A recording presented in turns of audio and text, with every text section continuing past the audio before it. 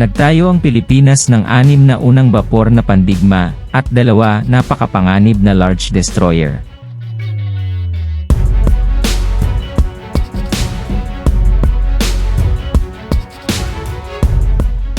Sa loob ng maraming taon, umaasa ang Pilipinas sa tulong mula sa ibang bansa, at mga segunda manong sasakyang pandagat upang matiyak ang malawak na tubig nito.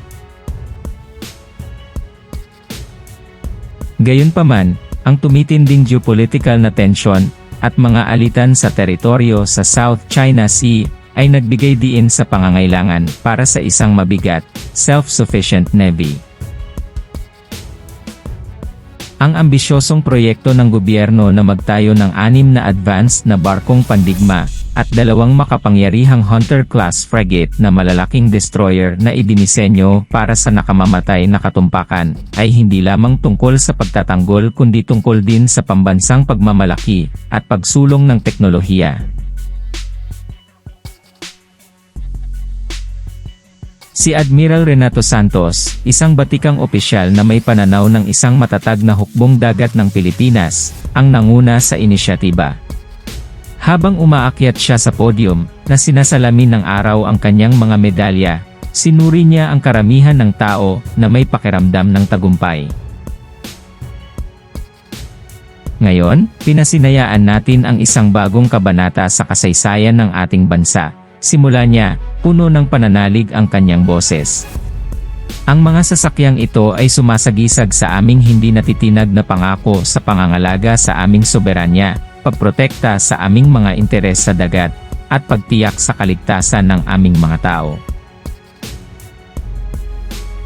Ang 6 na barkong pandigma, bawat isa ay pinangalanan sa mga pambansang bayani, ay naglalaman ng isang timpla ng bilis, liksi, at lakas ng putok. Nilagyan ng pinakabagong stealth technology, advanced radar system, at missile capabilities. Ang mga ito ay idinisenyo upang umunlad sa komplikadong maritime na kapaligiran ng Pasipiko. Ngunit ang 2 Hunter-class frigates ang nakakuha ng higit na atensyon. Matayog sa ibabaw ng iba pang mga sasakyang dagat, sila ang pinakatuktok ng naval engineering na mapanganib, matatag, at makapangyarihan. Ang mga frigate, na bininyagan ng BRP Luna at BRP Sol, ay mga teknolohikal na obra maestra. Binuo upang kontrahin ang parehong pang-ibabaw at panghimpapawid na pagbabanta, itinampok nila ang isang hanay ng mga sopistikadong armas, kabilang ang mga long-range missiles, advanced na anti-aircraft system, at cutting-edge na mga kakayahan sa pakikipagdigma sa electronic. Ang kanilang makinis na disenyo at kakilakilabot na armament ang nagdulot sa kanila ng pinakakakilakilabot na sasakyang dagat sa armada ng Pilipinas. Sa pagtatapos ng seremonya, ang una sa mga bagong barkong pandigma ay nadula sa tubig, na sinalubong ng mga tagay at palakpakan. Para kay Admiral Santos at sa kanyang pangkat, ito ang kasukdulan ng mga taon ng pagsusumikap, madiskarteng pagpaplano, at walang humpay na determinasyon.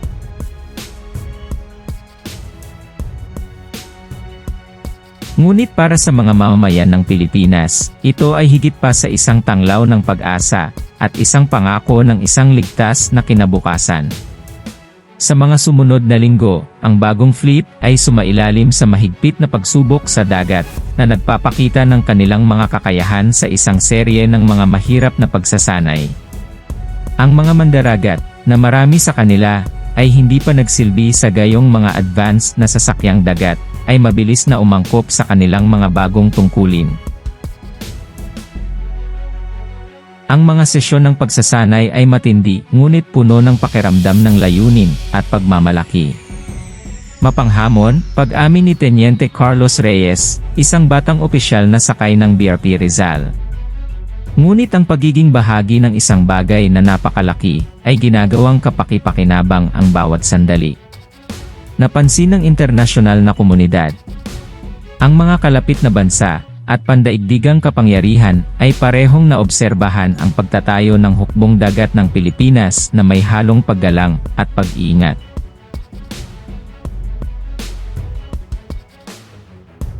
Sa napakatagal na panahon, ang arkipelago ay nakitang mahina, ngunit ngayon ay malinaw na ang pag-agos ng tubig. Ang Pilipinas ay hindi na isang passive player. Ito ay isang bansang handang ipagtanggol ang mga interes nito gamit ang bagong lakas.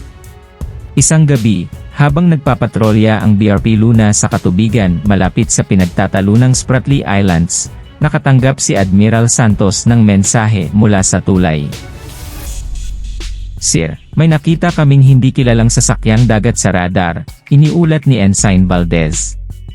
Ang Admiral ay tumango, ang kanyang ekspresyon ay matibay pa rin.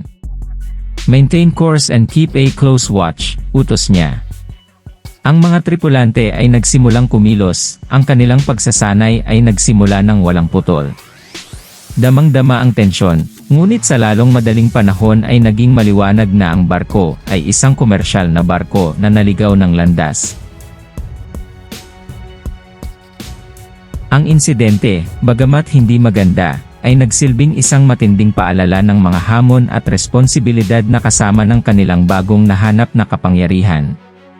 Ang dagat, malawak at hindi mahuhulaan, ay humingi ng paggalang at pagbabantay.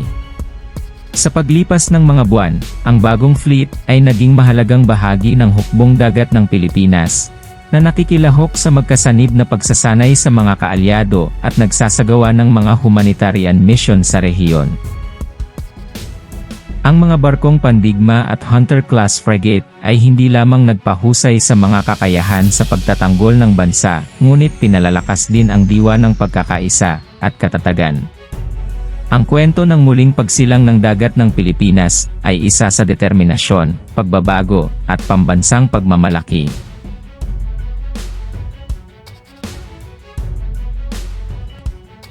Mula sa mataong mga shipyards ng Subic Bay hanggang sa estratehikong karagatan ng Pasipiko, ang unang 6 na barkong Pandigma ng bansa, at 2 kakilakilabot na Hunter-class frigates, ay tumatayo bilang isang testamento sa kapasiyahan nitong protektahan ang soberanya nito at tiyakin ang hinaharap nito.